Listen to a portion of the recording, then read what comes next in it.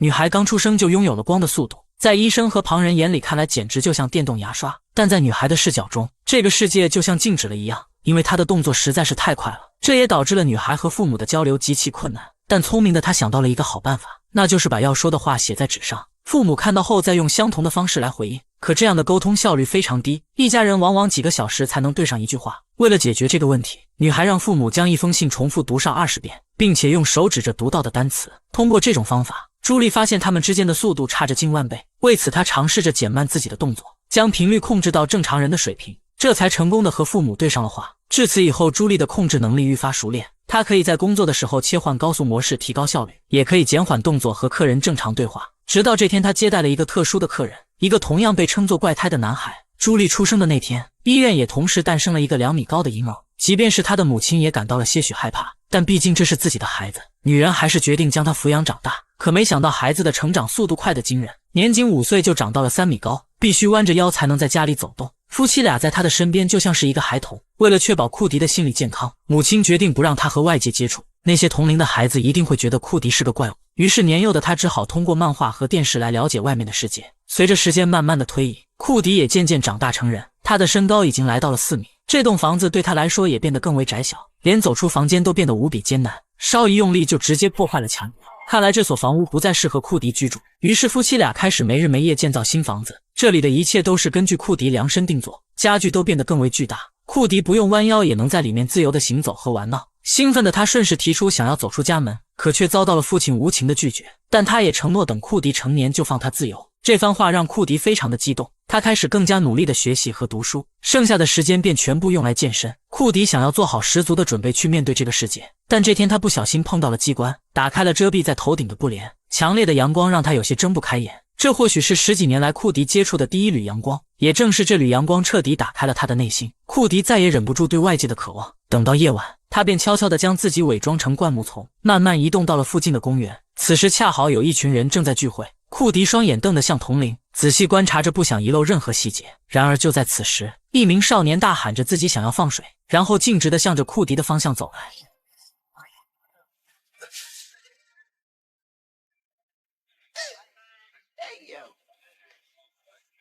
That's it. All right.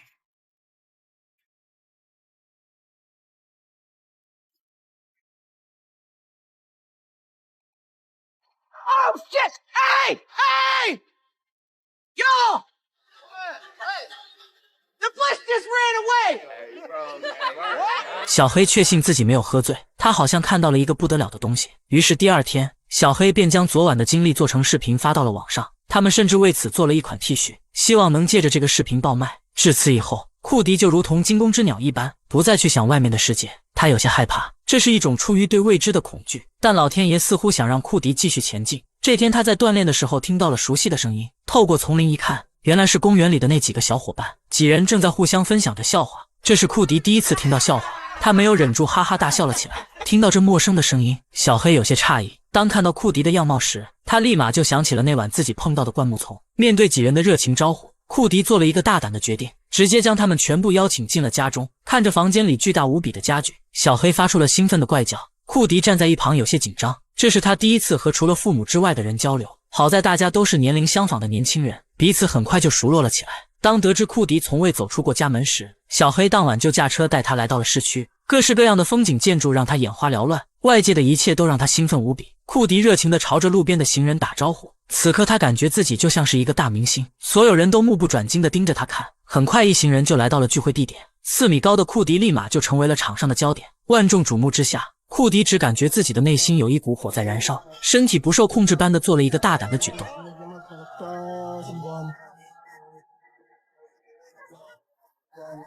哥几个哪看过这种场面，纷纷为库迪的动作欢呼喝彩。他的精彩表现很快就被人上传到了网络，夫妻俩也看到了这个视频，可责怪的话语还没说出口，库迪就先发制人，质问父母为什么要将自己关在家里。外面的世界并未像他们所说的那样危险和混乱，库迪只感到了人们的善意，所有人都喜欢和爱戴他。面对儿子的质问，母亲默默地拿出了一叠资料。原来库迪并不是世界上唯一的巨人，曾经也出现过很多类似库迪的人，可最后这些巨人都没有落得好下场，有的死于肉类加工厂，有的被当作标本展览在博物馆中，有的则被直接拆解，身体内的器官被放在世博会上展出。看着看着，库迪便流下了眼泪。父亲告诉他，可能现在人们对他抱有善意，可要不了多久，就会有人利用库迪去达成自己的目的。一旦库迪反抗或者失去了价值，那么人们就会想尽办法除掉他。至此，库迪已经理解了父母为何要将他关在家里，但他还是没能忍住心中的欲望。第二天就来到了附近的汉堡店，想尝试一下从未吃过的食物。点餐的时候，库迪看见了一个正在光速工作的女人，蓬松的头发和甜美的笑容瞬间就让他深陷其中。更加令他惊喜的是，朱莉竟然穿着以他为原型制作的衣服。库迪露出了发自内心的笑容，难道这就是恋爱的感觉？之后的日子里，他只要一有零花钱就去汉堡店用餐，为的就是和朱莉说上几句话。可渐渐的，库迪发现自己的零花钱越来越少，这意味着两人见面的机会会随之减少。难道说要去找个工地搬砖？就在库迪烦恼的时候，一名经纪人找上了他，热情地邀请库迪担任国家队的守门员。这份工作会让他赚到几辈子都花不完的钱。库迪当然没有意见，当场就接受了对方的邀请。但没过多久，运动协会就发布了一条新规定，那就是禁止巨人参加任何的体育项目。经纪人没想到会发生这种事情，为了表达歉意，男人为库迪介绍了另一份工作，担任全球知名品牌的模特。他独特的身体条件一定会在时尚圈爆红，而库迪要做的便是穿上他们的衣服去各大商场表演。但表演的过程比较辛苦，必须持续保持一个固定的姿势，每累到不行了，库迪就想朱莉那甜美的笑容。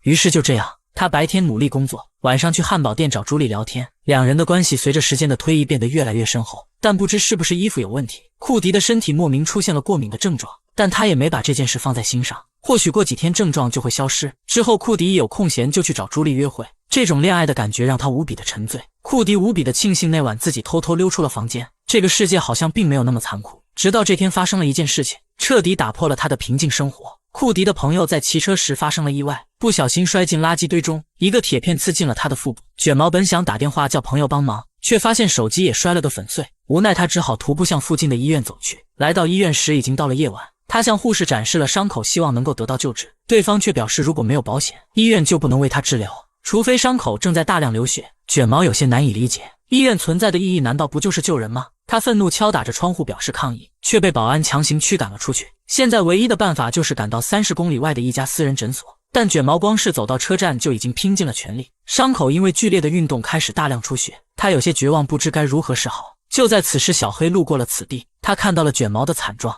立马将他送到了医院。可就在离大门只有一步之遥时，卷毛咽下了最后一口气，他就这样死在了医院门口。很快，卷毛死去的消息传遍了整个社区，所有人都无比的愤怒。作为这个时代下的底层人民，他们的生活得不到任何的保证，那些医疗设施都是为了富人而服务，穷人的死活根本没人在乎，谁都有可能变成下一个卷毛。更加令人生气的是，那些万恶的资本家控制着当地的发电厂，每晚8点后便会准时停电，美其名曰为节省资源。为了替卷毛报仇以及反抗这种毫无人性的制度，库迪召集了所有的好朋友，其中包括可以高速运转的朱莉和一群不到10公分的小人。众人决定先对发电厂动手，这是他们在反抗之路上迈出的第一步。等待至夜晚降临，一行人便来到了发电厂门前，首先让这些小人去切断保安室的监控，有着身形优势的他们很难被人发现。接着轮到朱莉出场，利用她的光速能力解决所有的保安。最后是库迪，他的蛮力可以直接砸碎发电厂的调节器，没有了调节器后，资本家们便无法控制电源，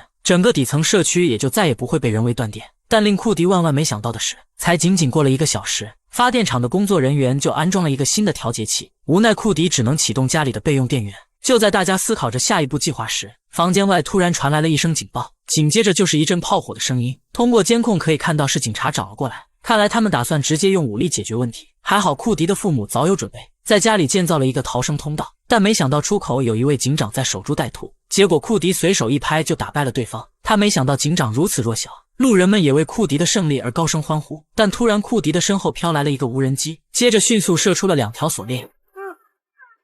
库迪没反应过来，被当场制服。警长也一改刚刚软弱的模样，拿起一个大棒槌对着他就是一顿暴打。但还好库迪的一名好友及时赶到了现场，他认出了这位警长，曾经做过许多善事，是一个正直善良的好人。他将这几年底层人民的困境和痛苦全部告诉了警长，对方听后也逐渐理解了库迪所做的一切，便放弃了逮捕库迪的想法。